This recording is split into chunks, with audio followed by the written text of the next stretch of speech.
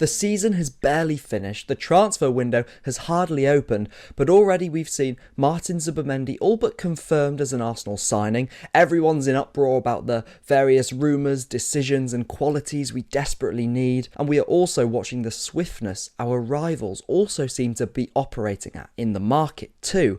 But in spite of all of this, I think there are two things we can all absolutely agree on. Firstly is that this summer feels like one Arsenal have to get right. And secondly, football just moves so fast, even in a time of relaxation and recuperation. So does the Premier League, which has become just as crazy, just as relentless, just as unforgiving. Transitions have become the name of the game. Chaotic moments that have led Arsenal ourselves to shift their approach towards duels, bigger, faster, stronger defenders who have formed an in times impenetrable rearguard, although not at defending set pieces yet. We still have to fix that. But it has also raised, once again, the all too familiar recurring stumbling block, how we attack bigger spaces and overwhelm an opposition going forward, as well as the other end of the spectrum, where the distances are closer, the crowded box or block where teams are equally physical, equally able to swallow you, and a situation that in particular in the league we will find ourselves in much more often than not because of our other undisputed qualities. Whether it is taking advantage of a quick counter-attack or trying to batter down a resilient block, sometimes you can be as intricate as you want, as fluid and as coordinated as is tactically possible, but it becomes really useful to have players with a couple of things that just cannot be stopped. This may be a ferocious strike or simply overwhelming one-sided matchups. This may include a player's freakish athleticism, their speed, strength or leap, their surging or disruptive carries, their ruthless ball striking or their conviction in front of goal. Enter then, potentially, Benjamin Šeško.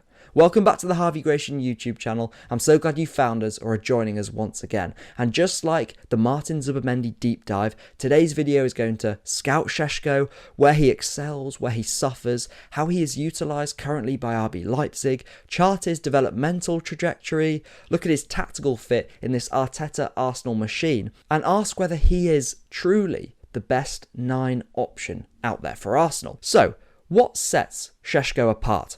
Unlike Zubimendi's more invisible qualities that require some digging and some understanding, Šeško's traits are much more on show. Alex Mesnarsic, a former coach of Šeško's, had this to say about him. His best traits are his physical predispositions. He is very fast and strong. If you want to play on a high level, you must be a good athlete. Besides that, he is a striker with good technical skills and a sense to score goals.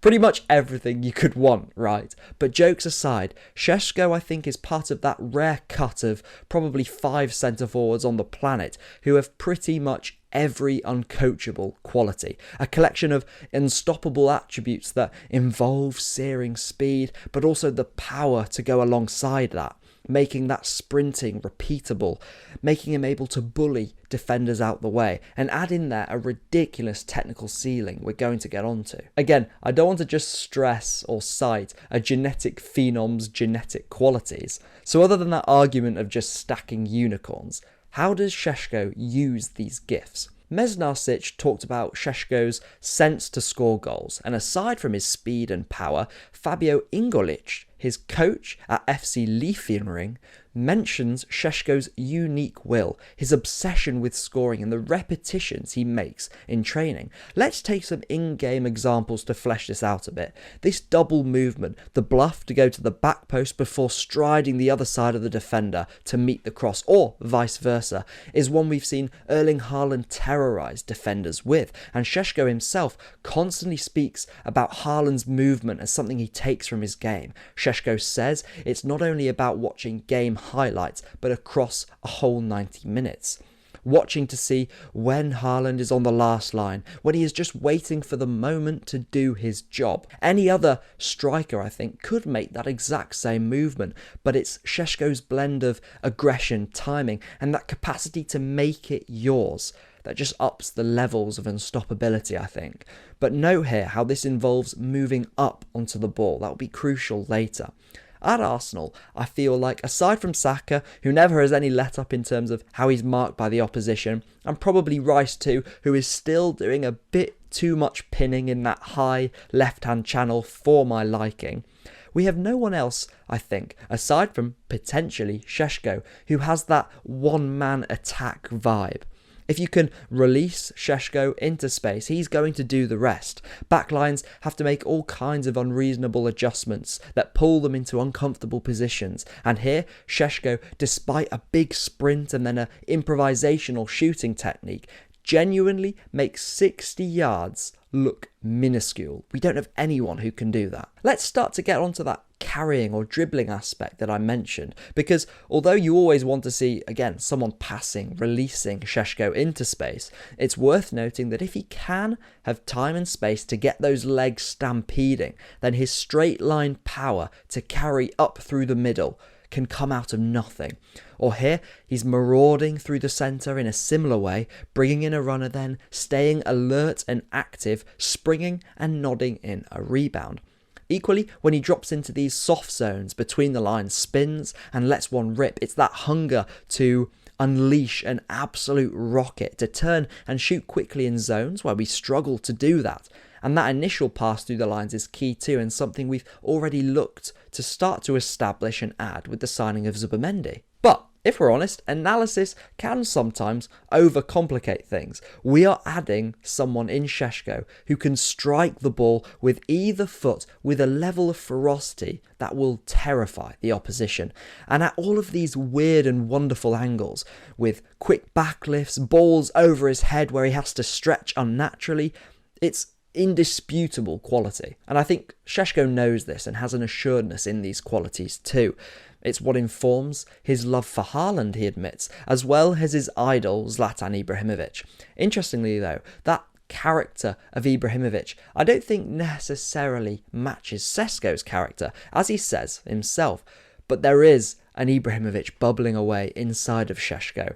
But one that doesn't translate, I think, necessarily into a bravado with celebrations or thinking that he's superior to his teammates. What struck me from a more human side to Šeško is that he doesn't like or do arrogance too much. So at times he may shoot when the angle or the distance seems improbable to score from. But this is where things get a little bit more detailed, because what has struck me about Šeško this season is that the role he plays as an individual is one that, yes, screams someone with an unspoken but unwavering sense of confidence that he is that guy, but one always ready and ultimately content to gear himself towards the needs of the team first. Because people will correctly mention the regression in Šeško's output this season. And why? For someone with apparently all these uncoachable gifts that I've said, ask then, why are his shots down at just 2.5 per 90? Let's look at his deployment in the German side. Building up, Leipzig's goalkeeper split their centre-backs, their full-backs are primed higher and wider, their midfield three does a lot of shifting about, and Xavi Simons has that freedom to drift in field, and alongside Openda and the full-back outlets, Šeško is the pivot that all these runners hinge off and move off and beyond from. He's used essentially as a more sprinty or two-way Merino at centre-forward, hit long to compete in the air where his numbers are superb of course, or drop and link play, bring runners into a team that, in Leipzig, are still one of the most direct and runniest sides throughout Europe. And now, development-wise, there is a strong case that this actually isn't the worst thing for him, but you don't need me to tell you that Šeško being used higher and more central is going to bang much, much more. Here's an example of Šeško being the one who's making that run into the wide channel and not making that game-changing sprint through the middle, but looking up and finding Openda in the box. This shows that he likes to get his head up and look for partners, but when he does have his head down, which does happen, that means one of two things. He's either going to hit the literal leather off the ball or try and go on a mazy dribble. This is a nice example of how complete this sounds and how complete his potential is as a player. Here he stretches and is hit long in behind, he gives and goes, and then instead of unleashing one of those near post slams, which I think bar Saka again is a variety of finish we lack in the squad, Šeško has the presence of mind to cut it back to Simons. But this situation has been one that is very familiar for Šeško this season. Lots of bodies darting around him, defenders snapping at his heels, and him playing with his back to goal. And at times, especially, this has become apparent to me when I'm watching sort of full 90s of Šeško. His first touch can get bouncy, but this isn't actually a technical point in my opinion. Leipzig's managing director, Marcel Schäfer, pointed out this first touch as basically a point of improvement for Šeško. But I want to talk about why his ability in these congested spaces in the middle and under contact, why he still struggles maybe in these duels, in these environments at times, despite his massive 6'5" frame. Players like Mikel or Olivier Giroud at Arsenal through the years pin their defenders so well. They get low and they get sturdy, and Šeško doesn't have that from the ground up yet. He can be too upright, he doesn't plant himself or use his arms as a buffer like Lewis-Skelly does so well. I think he's often thinking about the next actions before he's actually dealt with the initial contact and duel. For example, he's got a lovely little disguised Cruyff to turn away from contact, but that room isn't always going to be there. He can be knocked off course, and that's going to be even more prevalent in England. Havertz has learned to use his awkwardness or his limbiness to his advantage, and Šeško can take a lot from Kai in this department. Someone who's just as robust, but maybe not as weathered as Havertz yet. And it's not every day you compare players athletically to someone like Havertz, but Šeško adds more in this department. He adds that little bit of elegance or dexterity. And not only are these struggles under contact coachable in the same way that Miles, Saka, Kai, Ethan, Marino have developed a real proficiency under contact, but Šeško adds this poise, this manipulation, this touch that for someone of his size and stature is pretty much unreplicable anywhere else. I'm not saying he's as elastic as someone like an Alexander Isak, or as cute when he drifts and rotates wide. I don't think he quite has the angles to play make out here, but especially in the middle when he's dribbling, Šeško has that similarly graceful, slender dribbling style, using lots of quick touches and steps, feints, jinks, which make him able to eliminate defenders in this middle of the pitch, obviously partnered with those more barnstorming carries. But also, this allows him to get his shots off really quickly. And as many of you will know, it's not actually finishing quality I'm chasing at Arsenal, something that's already really volatile as a stat and difficult to procure, but both Šeško and Arsenal comfortably outperformed their XG last season. So that's obviously a very nice bonus. But what I am looking to change is how much we shoot. Here Šeško weaves past 2-3 defenders and finishes with a coolness that he needs to home in further, because Šeško has a tendency, I think, to sometimes just put his laces through the ball, and he doesn't always quite catch those shots with his instep, for example. We've spoken about that near post blast, but look what his feet can allow him to do. Here he rounds the keeper whilst keeping the ball on a string. Or here he lets the defender commit, sets himself and caresses it with his instep. I'll admit that was horrid defending, but you can see how he has it within him to really bolster how many chances and shots we generate. And a lot of that has to do with his touch, his quick feet, his dribbling, which really sets him apart in a class of his own. He's nothing like a Jesus, of course, but look how he's moving here, how he's bobbing and weaving. It's eerily similar, even though he's 6'5". It's also important to go back to what we covered earlier in terms of what Šeško can develop and improve on. with how he's best moving onto the ball. We know how he can refine his play when he's being clattered into, and in those static situations in the box, he needs to become the one that moves the defender first instead of letting himself be bundled and knocked off balance. He needs to be conditioned, and ultimately, I think it's just learning his body, trusting that he is 6'5", he is this physical phenom, and just through repetitions. This is a nice start, something like this for Šeško, how he peels off the defender's shoulder to arrive at the back post. And for a team that still miss out, I think, on so many cutback opportunities and can use Saka's deliveries or Rice's whips more, Šeško's development here and profile is not only crucial, but so exciting. So, now to the tactical forecasts. I'll be honest, I'm not going to spend as much time on this because there are so many contingencies. Notably, who is the forward going to be that we buy as a complement to Šeško?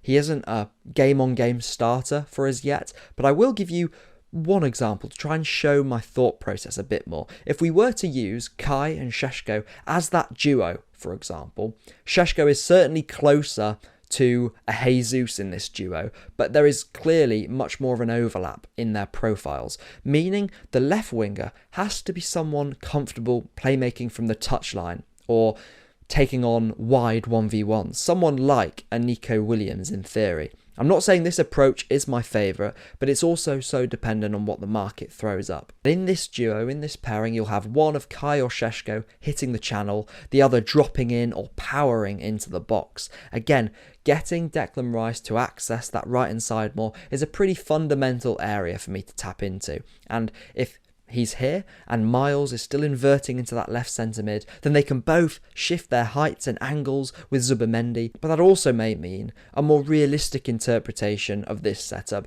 is one where the left centre mid isn't the one pushed to the diamond, which has been Marino, Kai and Rice all at different times this season, but maybe Ødegaard, to keep his place in the side, moves up into that 10 or second striker role, which also ensures Šeško isn't the one that's always dropping and linking. But as I keep stressing, there are so many variables, and my preferences aren't necessarily what is the most likely or is the most feasible. So my overall thoughts on the deal for Benjamin Šeško. Lots of you will know he's been my preferred choice in the 9 debates, with Alexander Isak out of the window.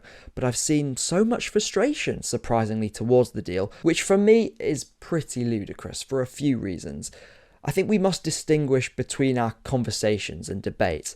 If Šeško was to be our only attacking acquisition and we were dependent on him being that ready-made number 9, ignoring the time he needs to learn his body, to home in his actions inside the box, his decision-making, then the season we are so desperate for next season, again, is not a given. But I think that is a debate for the window as a whole, to which priorities and needs and plans never pan out in a linear fashion, because Šeško, as a deal in isolation, if you cannot be excited with the buy of a player with genuinely uncoachable qualities, a player who adds a relentlessness, a freak athleticism, a two-footed ferocity with his ball striking across the pitch, that ability to dribble and bounce and evade through the middle of the pitch too, all of which we can point and go to and say, this Arsenal team lacks that.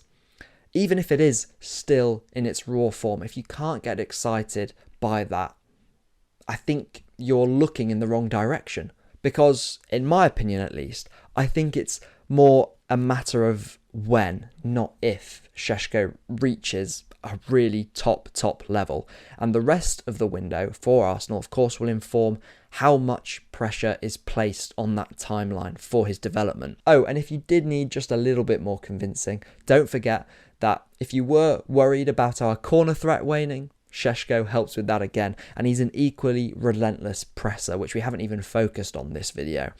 And the type of mental profile, I think, that is going to get on really well in this Arsenal environment. And don't get me wrong, this is a player that is still ready to immediately impact now. We are getting moments and goals like this instantly as a given quality. And interestingly, that may well stand him in better stead for the big clashes against our rivals in terms of those situations we were talking about earlier, the crowded static box situations. So, What's next? Well, first we see if we even sign Benjamin Šeško. Obviously, different totals and fees have been touted, but he is the one. And he's the one you buy a year early as opposed to a year late. I think with a Šeško signing, it becomes even more imperative to acquire a Saka and a Odegaard creative alternative for the team. And that probably comes off the left wing now. But the way I see it, if we were to start the summer off with Zubimendi and with Šeško, I would be extremely happy. Thank you guys so much for watching. I hope you've enjoyed. I'll catch you in the next one. See you later.